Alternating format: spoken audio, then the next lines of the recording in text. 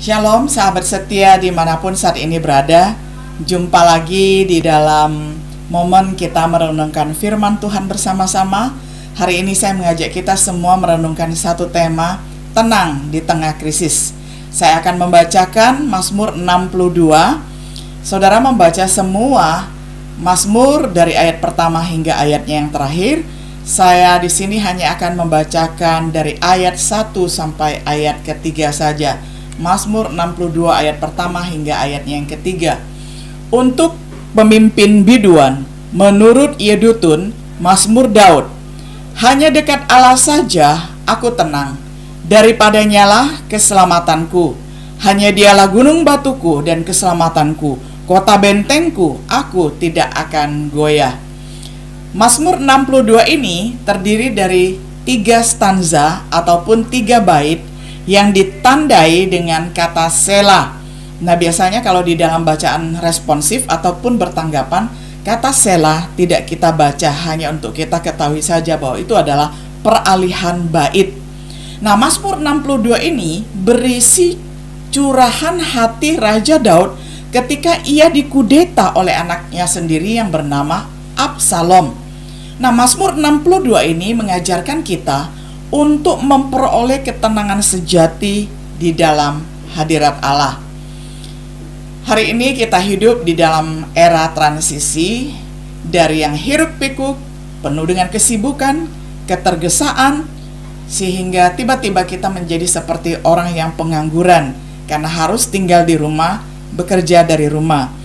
Bagi orang yang modelnya seperti saya bisa beradaptasi dengan cepat. Kerja di kantor oke, kerja di rumah oke, mau terjun ke lapangan juga oke. Tetapi bagi sebagian orang, banyak sekali sahabat-sahabat saya yang mengatakan, wah, saya sudah bosan, saya sudah tidak betah lagi tinggal di rumah, saya sudah mau traveling, saya sudah mau jalan-jalan kemana-mana. Nah, untuk menghadapi hal yang seperti ini, saya sendiri sangat bersyukur bahwa adaptasi saya tinggi sekali, dimanapun saya tetap merasa nyaman. Bersyukur setiap diri kita masih diberikan nafas kehidupan dan kita tetap dapat produktif di tempat kita masing-masing. Saudara, ketenangan merupakan kebutuhan primer untuk memulihkan kondisi yang penuh tekanan. Jadi saya bersyukur sekali. Sering sekali ketika kita sibuk di dalam pelayanan bahkan pekerjaan kita tidak mempunyai cuti setahun ya. Biasanya cuti seminggu saja sulit, apalagi cuti 1 bulan, apalagi cuti 1 tahun. Nah, saya menganggap bahwa masa-masa seperti ini adalah anugerah Tuhan yang teramat luar biasa yang tidak bisa saya beli dengan uang, dan ini adalah semacam sabbatical year bagi saya. Saya terima dengan penuh ucapan syukur dari Tuhan. Di rumah saya dapat solitude, saya dapat menyendiri bersama dengan Tuhan, saya dapat berkontemplasi, banyak membaca firman Tuhan, banyak membaca buku-buku berharga, dan tetap berkarya dari rumah. Nah, ketenangan sejati ini sesungguhnya adalah komoditi yang tidak dapat dibeli karena merupakan produk hasil relasi kita dengan Allah. Yang pertama-tama melalui ayat yang pertama hingga ayat yang kelima, kita akan belajar tentang satu hal yang sangat prinsipil, yakni kepercayaan kepada Allah. Pemazmur yakni Daud mengatakan, hanya dekat Allah saja aku tenang. Ini merupakan tema utama di dalam Mazmur ini. Daud memilih menaruh kepercayaannya hanya kepada Allah semata, tidak bersandarkan kepada tentara-tentaranya, tidak bersandarkan kepada kedudukannya sebagai seorang raja, tidak bersandarkan kepada kemampuan dirinya sebagai seorang panglima perang, tetapi dia bersandarkan kepada Allah semata. Ini adalah suatu sikap hikmat yang ia peroleh dari pengalamannya bersama Allah dari masa mudanya. Saat dia menghadapi singa, bukankah itu adalah bahaya yang besar? Saat dia menghadapi Goliat, saat dia menghadapi Saul yang ingin menombaknya, dan menghadapi gerombolan musuhnya, wah, masa mudanya Daud hidup penuh dengan ancaman dan mara bahaya. Tetapi di saat itu dia tetap dapat tenang dan dapat produktif bekerja karena dia percaya bahwa hanya dekat Allah saja dia tenang, dan hanya berelasi dengan Allah saja dia memperoleh energi yang dia butuhkan untuk melanjutkan hidup dan pelayanannya di muka bumi ini. Daud percaya kepada Allah sebagai gunung batu keselamatan. Allah yang begitu kokoh, kuat, dapat diandalkan di dalam setiap situasi. Allah yang begitu perkasa tidak akan pernah mengecewakannya.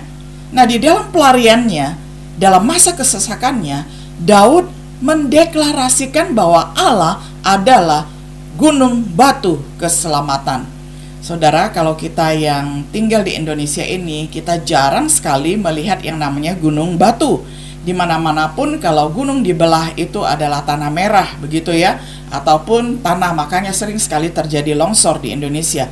Nah, tetapi kalau kita pergi ke Timur Tengah ataupun terutama di Israel, di situ semua gunung adalah gunung batu. Gunung batu itu adalah tempat perlindungan yang paling kokoh. Karena apa? Karena tidak pernah runtuh. Nah, ketika Daud menganalogikan bahwa Allah itu adalah gunung batu keselamatan, di dalam pemikirannya adalah bahwa gunung batu itu adalah tempat dia berlindung yang paling aman. Jadi ini adalah analogi yang sangat tepat sekali. Ketika saya pergi ke daerah Timur Tengah, baik di Mesir, baik di Israel, saya juga menyaksikan gunung batu yang sangat mengagumkan sekali ya. Lihat dari kejauhan saja sangat meneduhkan hati, apalagi ketika kita berlindung di baliknya, rasanya aman, tentram, shalom, begitu ya. Nah, saudara, ini adalah pemandangan gunung batu yang sangat luar biasa. Saya sangat menyukai ya pemandangan ini. Ini adalah kenangan saya belasan tahun yang lalu ya. Sudah sekitar ya 13 tahun yang lalu, ketika kami bersama-sama naik ke atas salah satu gunung batu ya, Gunung Sinai pun adalah gunung batu. Nah, ini adalah kepercayaan, perasaan dekat kepada Allah. Karena apa? Allah memang layak dijadikan tempat perlindungan. Semuanya di dunia ini akan berlalu, kekuasaan akan berlalu, ada periode-periodenya, kekayaan bisa habis, orang-orang yang kita cintai satu saat bisa pergi satu persatu. Nah, tetapi Tuhan tidak pernah mengecewakan kita. Tuhan tidak pernah meninggalkan kita. Dia adalah Allah yang hidup, Allah yang tidak pernah lalai menepati janjinya. Yang kedua, saudara, di dalam ayat 6 sampai ayatnya yang ke-9, Daud mempercayakan masa depannya pada Allah. Allah adalah sumber harapan, itu dikatakan di dalam ayat yang kelima. Ketika di sekelilingnya bahkan anaknya sendiri mengecewakan karena ingin merebut kekuasaan, ingin mengkudeta tahtanya sebagai raja, dia merasa kecewa. Tetapi ketika dia memandangkan pandangannya ke gunung batu, memandang Allah yang hidup, maka dia melihat bahwa Allah itu adalah sumber harapan yang bisa diandalkan. Dan dia mengulang syahadatnya, mengulang kepercayaan imannya, pegangan imannya dengan sikap saya tidak akan goyah. Itu terdapat di dalam ayat yang ke-6 ya. Saya tidak akan goyah, itu adalah syahadat, pengakuan imannya kepada Tuhan. Nah, pemazmur yakni Daud begitu mengenal Allah sebagai Allah penyerta, Allah yang menyertai. Kita teringat bagaimana dia menulis Mazmur 23 juga ya. Dia mengatakan bahwa Allah itu adalah Allah yang beserta dengannya walaupun dia melintasi lembah bayang-bayang maut, melintasi lembah kekelaman. Aku tidak akan takut bahaya karena Engkau besertaku. Jadi Allah itu adalah Allah yang dapat dipercaya karena Allah beserta dengan kita. Jadi kita ingat sekali gambaran yang sangat indah, Mazmur-Mazmur yang ditulis oleh Daud adalah gambaran mengenai bahwa dia sangat mengenal Allah yang senantiasa beserta, Allah yang senantiasa hadir, yang tidak pernah meninggalkan kita. Nah, berbicara tentang orang yang mengaku mengenal Allah, ini sebenarnya dapat diumpamakan dengan orang yang mengenal laut, begitu ya. Ada 4 jenis orang yang mengaku mengenal laut, dan nanti kita bandingkan dengan 4 jenis orang yang mengaku mengenal Allah. Nah, yang pertama-tama kita mau melihat yang mengaku mengenal laut itu adalah pemain selancar air, lalu pelaku snorkeling, pengamat di tepian pantai, dan penyelam di dasar laut. Pertama-tama kita perhatikan ini adalah pemain selancar air. Nah, pemain selancar air ini dia menikmati laut ya, dia mengenal laut juga, dia mengenal gelombang-gelombangnya yang dapat menghantarnya berayun-ayun di air, begitu indahnya begitu ya.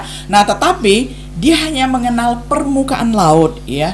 Dia tidak mempunyai keahlian untuk sampai ke dalam dan menyelam dan mengetahui betapa banyaknya karang-karang laut dan ikan-ikan yang indah ya, tidak pernah, karena dia hanyalah pemain selancar air yang mengenal permukaan laut saja. Nah, lalu yang kedua yang sudah lebih lumayan daripada pemain selancar air itu adalah pelaku snorkeling yang menikmati ikan berwarna-warni. Nah, ini saya 2 tahun yang lalu bersama dengan teman-teman ketika pergi ke Pulau Tidung, kami nyemplung satu persatu ya. Ada yang sesudah pakai alat snorkeling, ada yang belum. Saya belum memakai alat snorkeling saja ya, sudah nyemplung duluan di laut. Karena apa? Karena nggak tahan melihat air gitu ya, ingin segera masuk begitu ya, karena segar sekali. Walaupun air laut adalah air yang asin, tapi melihat beningnya, hijaunya, wah sangat indah ya, sangat ingin cepat-cepat menikmati keindahan ikan dan merasakan sensasinya di dalam air. Nah, saya lihat betapa kayanya ikan-ikan yang ada di Pulau Tidung tersebut ya. Indonesia terdiri dari 17.000 pulau. Bayangkan betapa kayanya ya. Dan ini satu pulau saja, pulau kecil saja, itu sudah membuat kita begitu happy, begitu bergembira, dapat menyelam dan dapat menyaksikan keindahan laut ya. Nah, bersama dengan teman-teman kami menyelam menikmati ikan warna-warni. Nah, ini adalah pelaku snorkeling yang menikmati ikan warna-warni. Dia tidak hanya menikmati di permukaan air saja ketika seperti saat saya baru nyemplung itu tadi ya, seperti ini, tetapi sudah menyelam lumayan dalam ya, bisa 2 meter sampai 3 meter dan seterusnya untuk menikmati karang, untuk menikmati ikan-ikan yang penuh dengan pesona.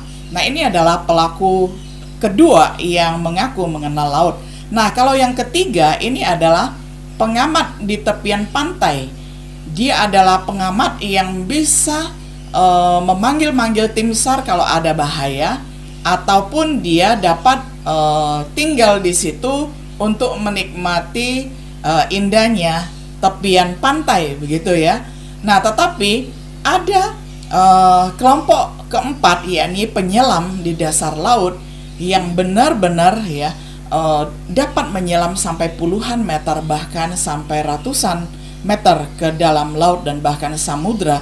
Dia dapat menyaksikan ikan yang jauh lebih indah, batu karang yang lebih indah, ataupun karang laut yang lebih indah. Nah, saudaraku yang dikasihi oleh Tuhan, sahabat setia dimanapun saat ini berada, sama seperti orang yang mengaku mengenal laut, demikian juga mengenal Allah. Di manakah posisi kita? Apakah posisi kita seperti pemain selancar air yang hanya bersenang-senang menikmati gelombang berkat Tuhan?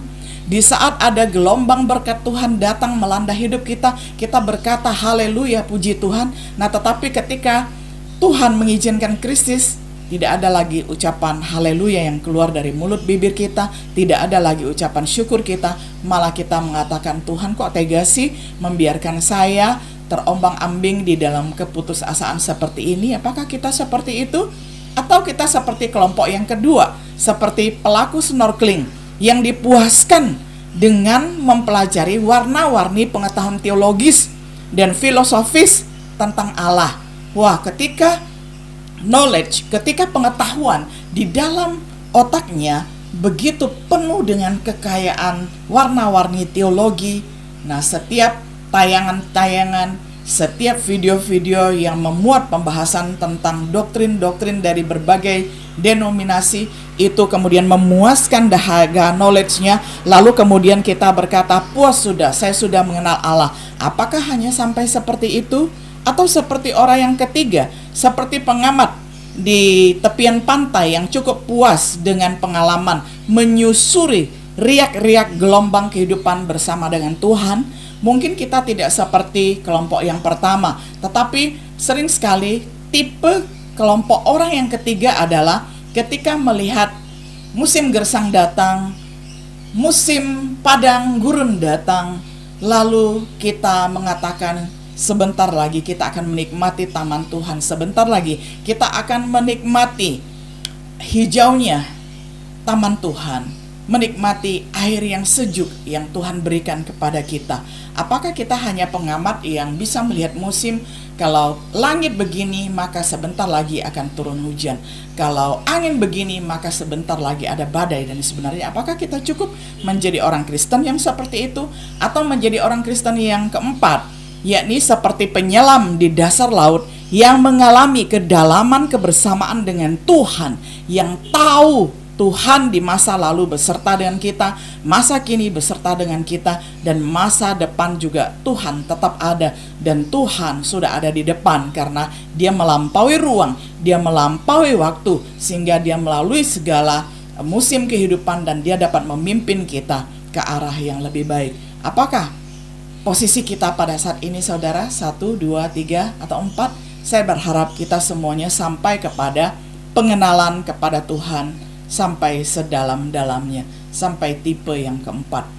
Nah, hal yang ketiga, saudara, di dalam ayat yang ke-10 sampai 12, Daud menyandarkan setiap pergumulan hidupnya kepada Allah. Dia menaruh harapan kepada manusia. Dia tahu itu adalah hal yang sia-sia. Sedangkan Goliat saja yang begitu besar, hampir 3 meter saja, pernah dia kalahkan dengan sebuah ali-ali atau sebuah ketepel, begitu ya. Nah, tetapi seringkali godaan di dunia ini yang menjadi umpan, yang menjadi jebakan bagi kita, baik itu harta, tahta, dan cinta yang tidak halal ataupun yang haram, itu adalah jebakan setiap masa.